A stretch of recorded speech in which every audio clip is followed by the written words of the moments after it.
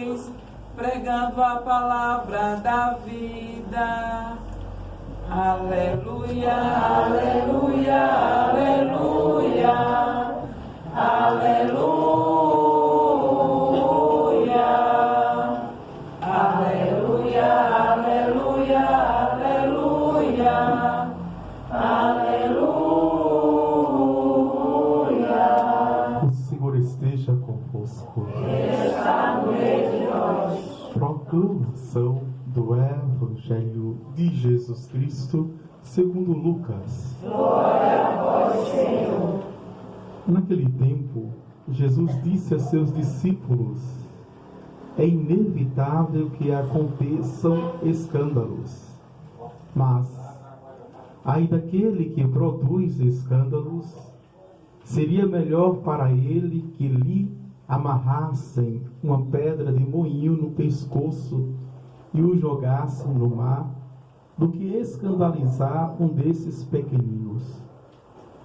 Prestai atenção: se o teu irmão pecar, repreende-o. Se ele se converter, perdoa-lhe.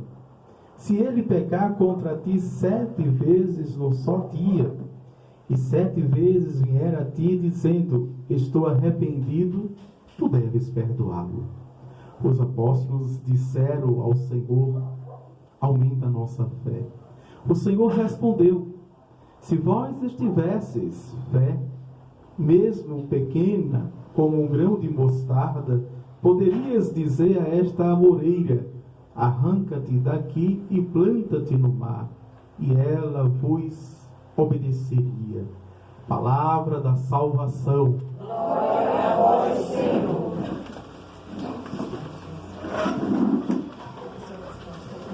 Vinde, Espírito Santo, enchei o coração dos vossos fiéis, e acendeis o fogo do vosso amor. Enviai o vosso Espírito, e tudo será criado, E renovareis a face da terra. Oremos.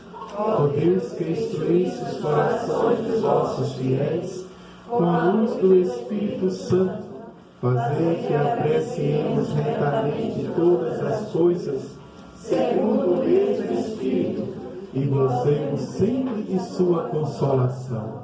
Por Cristo nosso Senhor. Amém. Queridos irmãos e irmãs, o primeiro ponto da nossa reflexão é do santo de hoje, o São Martinho.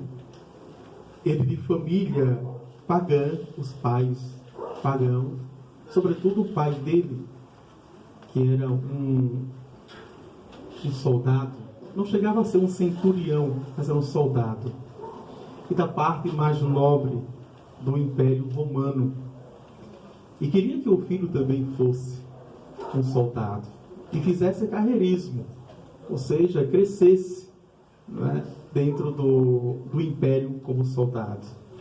Haja vista que fazer parte do corpo do Império, seja na corte, ou seja no exército, era tido como a mais do que honra, mas como nobreza para todos do Império. Então se começava quando não tinha um sangue chamado azul, quando não tinha a estipe nobre, começava a fazer carreira no exército. E aí ele ia, não é, galgando, não é? Mas ele começou a pensar, a ser cristão, e entrou no catecumenato, recebendo catequese, uma preparação. Infelizmente hoje, apesar do tempo, tem paróquias que são 3 anos, aqui são 2 anos, mas a nossa catequese ainda é muito aquém, como os primeiros cristãos catequizavam. Os cristãos levavam a sério a ser cristão.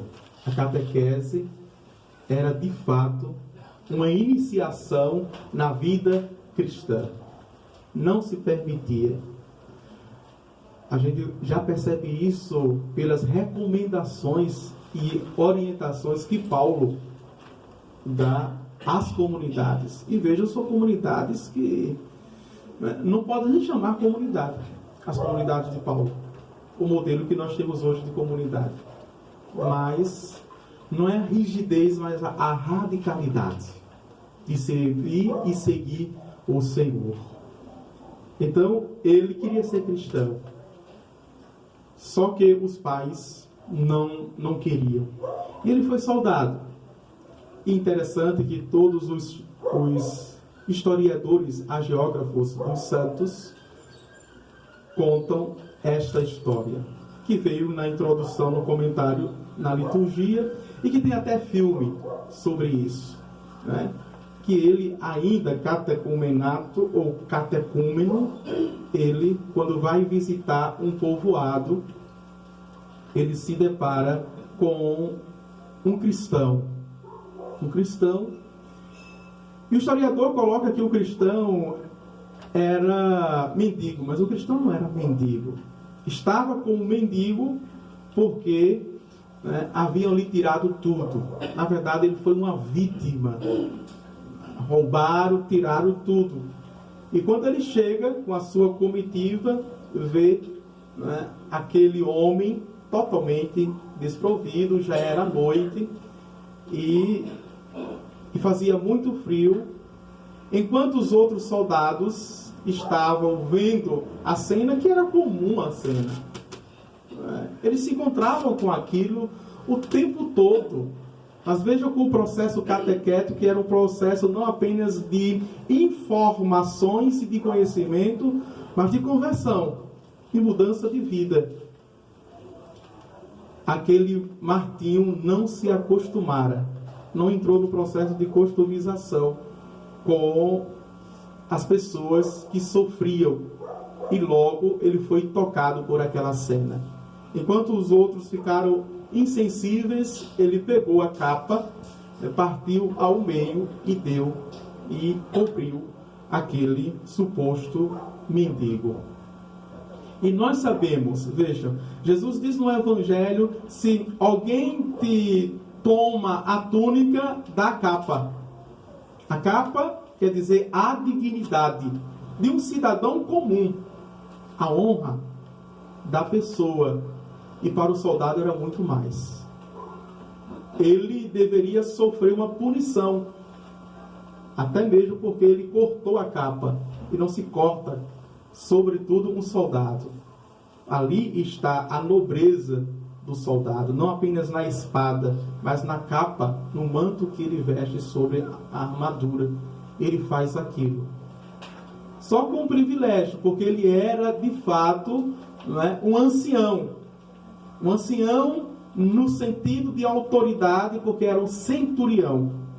Os centuriões eram considerados como ancião, ou seja, o mais maduro, o responsável, aquele que de fato tinha condições intelectual, tinha condições de treinamento e tinha condições psicológicas de maturidade para qualquer eventualidade resolver as questões, os problemas.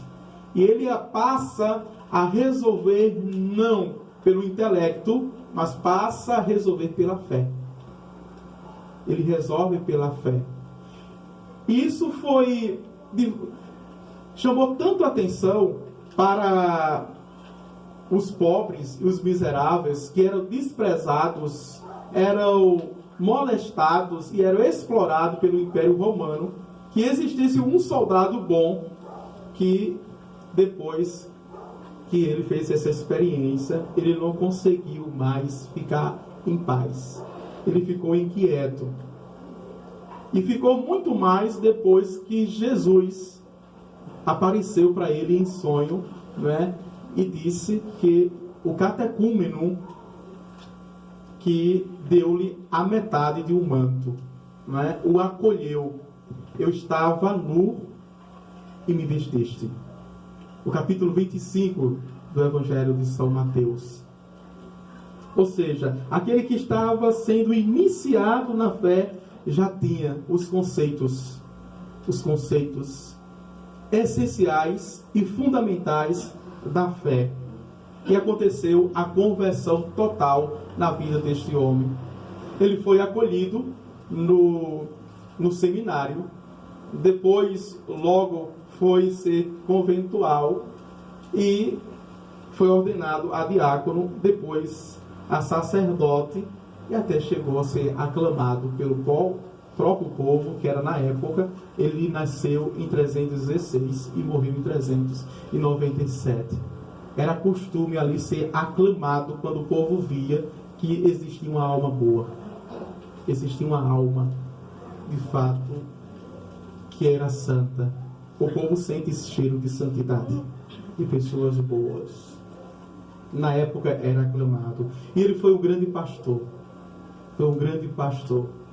Tanto é que este homem, perto da sua morte, os últimos meses e os últimos dias, né, o palácio que ele ficava, se chama palácio porque é a casa do bispo, mas uma casa muito simples, né, as pessoas aclamavam, muito mais do que estão aclamando Lula. Né? As pessoas ficavam lá em oração e dizendo, não é, meu pai, não me deixe. Nos últimos dias, alguns entraram no quarto e disseram justamente isso, né? Como vamos ficar agora, se tu vais embora? Não é? Mas ele olhando para o povo, disse, em tudo eu sirvo o Senhor. E aqui é interessante, né? Que quando os santos morrem, eles não vão descansar, eles vão continuar, eles continuam servindo, agora intercedendo por nós, mediando, sendo mediadores da graça de Deus, não é? E da atenção de Deus sobre a nossa vida. Meus queridos irmãos e irmãs, é justamente isso que diz a primeira leitura do livro da sabedoria. Vejam, a sabedoria é o Espírito que ama os homens. O Espírito do Senhor enche toda a terra. Para isso a gente tem que entender um pouquinho o mistério da Santíssima Trindade, em fragmentos.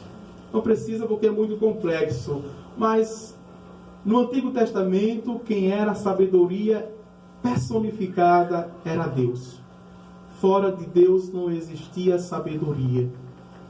Os 9 livros do bloco sapienciais, todos dizem isso. Deus é a sabedoria eterna.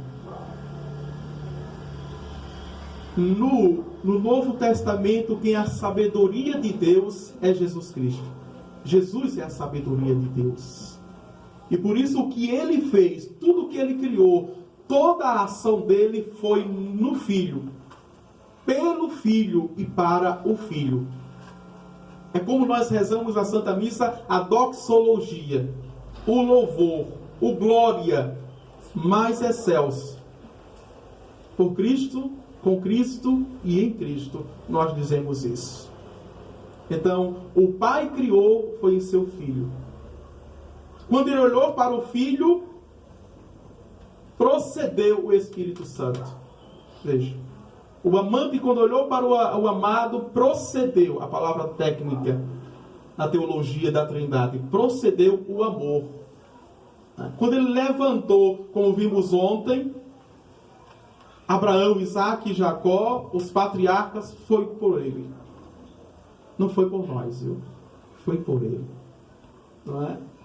Quando enviou para morrer por nós, apesar que João não consegue traduzir isso, dizendo que foi por nós, mas foi pelo Filho. E para o Filho. Foi para glorificá-lo. Assim como o Filho disse que quando iria morrer na cruz, ele disse que não seria por nós, seria pelo Pai, para o Pai, para glorificar. João capítulo 2, versículo 5, ele diz justamente isso a Maria lá na festa de casamento. Mulher, não chegou a minha hora. E essa hora era de glorificar o Pai. Como é que ele vai morrer por nós e para nós, para nos salvar, e vai glorificar o Pai com isso?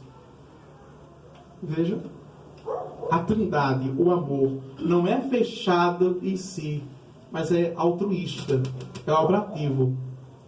E, na atualidade, A sabedoria é um dom, e quem nos dá é o Espírito Santo.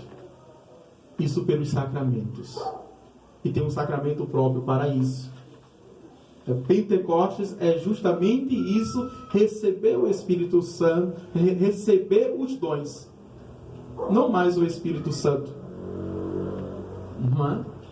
Porque em cada sacramento nós recebemos o Pentecostes.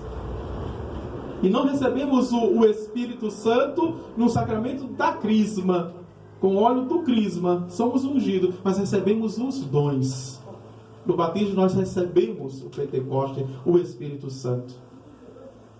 E no sacramento da decisão, da maturidade, autenticidade, da eficácia, da firmeza, quando eu firmo os meus pés, quando eu tenho maturidade psíquica, física e espiritual para dizer aos meus padrinhos, obrigado.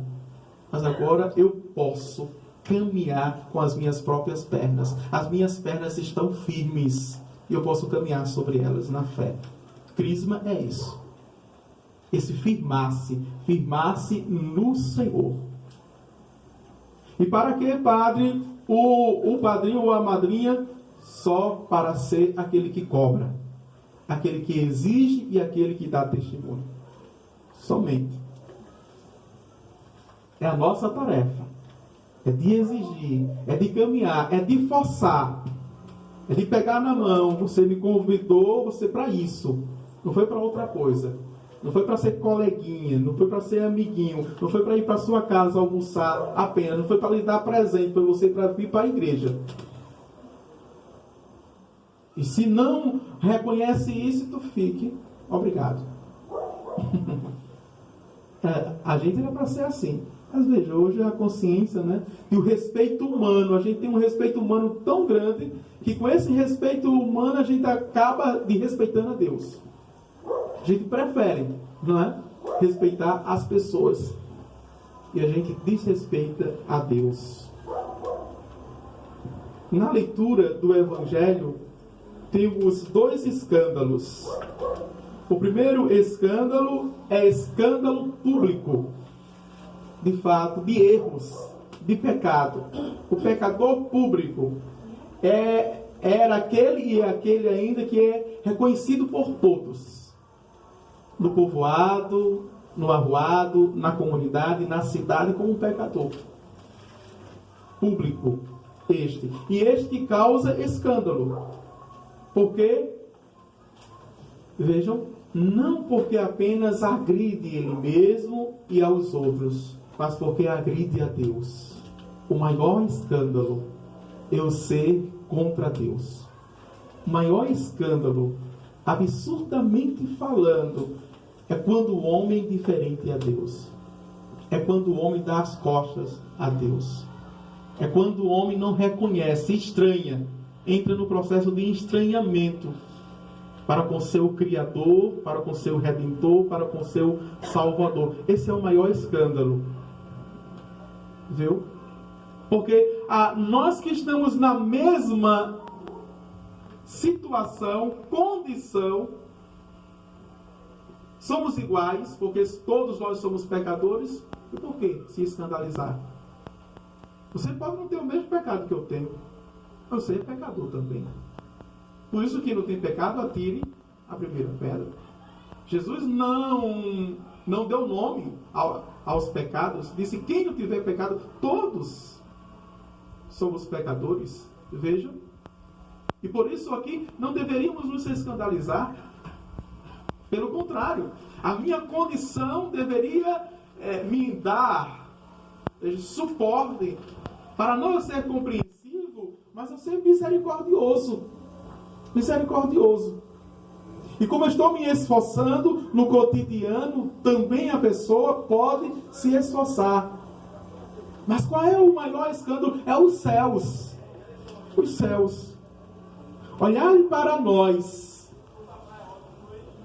Olharem para nós. E verem que nós ainda não conseguimos. Apesar. Porque, por isso, há mais alegria. Dá para entender agora? Nos céus, quando o pecador volta. Tudo não causa um escândalo. Na verdade, para os céus, nós estamos cometendo escândalo todos os dias, né? Todos os dias nós escandalizamos os céus. Nós escandalizamos a corte celeste, os anjos, os santos. Escandalizamos nosso anjo de guarda, o nosso santo de devoção, Nossa Senhora. Imagina a Santíssima Trindade. O quanto. O ato de contrição não é isso? Não é? O mais tradicional diz assim, batendo no peito, eu mereço o inferno. Nós dizemos isso. O recente que a catequese ensina a todos diz, porque sois tão bom e amável, eu feri o teu coração. Esse é o maior escândalo. Não é? Mas Jesus coloca numa situação bem relacional. Com esse escândalo, vejam, com o meu pecado, eu não consigo, não tenho poder, força, autoridade de tirar a fé daquele que me deu, que foi Deus. É uma virtude teologal. Não tenho. Mas aqueles que estão olhando para mim, eu tenho o poder e a autoridade. Por isso Jesus coloca aqui nessa condição nossa de relacionamento. Ai daqueles.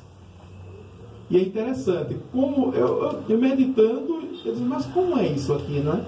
Vejam, Jesus disse a seus discípulos, é inevitável que, veja, aconteçam escândalos. Mas ai daquele que produz escândalos. É inevitável. Não é? Ai daquele. Escândalo quer dizer justamente queda. Escândalo quer dizer cair no buraco. Eu estou caminhando e caí no buraco. Quer dizer justamente isso. Eu caí no buraco. E quando eu caio no buraco, eu puxo muitos para ele. Eu puxo. Sobretudo, se eu sou um líder, sobretudo se você é um líder, uma líder, é coordenador, é missionário, está à frente. Se você cai no buraco, você puxa muitos. E eles caem em cima de você. Você foi o primeiro que desceu, né? Eles caem em cima de você, literalmente. Cuidado. E essa pedra de moinho era o maior castigo aos escravos. Era tido uma grande corrente, ou um grande colar, que colocava, não é? Com blocos de pedra. Colocava e com as mãos e os pés amarrados, e colocava.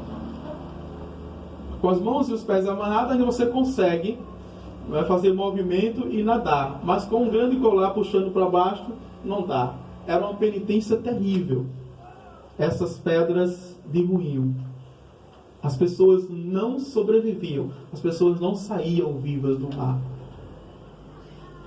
Era, de fato, vital e fatal. O outro escândalo, vejam, também no relacionamento, é quem não consegue perdoar. Isso é um escândalo para Deus. Isso é um escândalo para o homem e a mulher que diz que tem fé, que diz que tem o Espírito Santo, que diz que é convertido, que diz que é cristão, que diz que é católico, que guarda ressentimento, que guarda mágoa, que guarda rancor, que guarda raiva. Tem gente que guarda raiva, que adoece. Isso é um escândalo. Isso é um escândalo. Pessoas absolventes. Os psicólogos podem argumentar, podem fundamentar. Não, mas isso é uma construção, né, psíquica. O Evangelho não quer saber disso. O Evangelho não quer saber disso. Porque o Evangelho sabe que pela fé existe o processo de superação.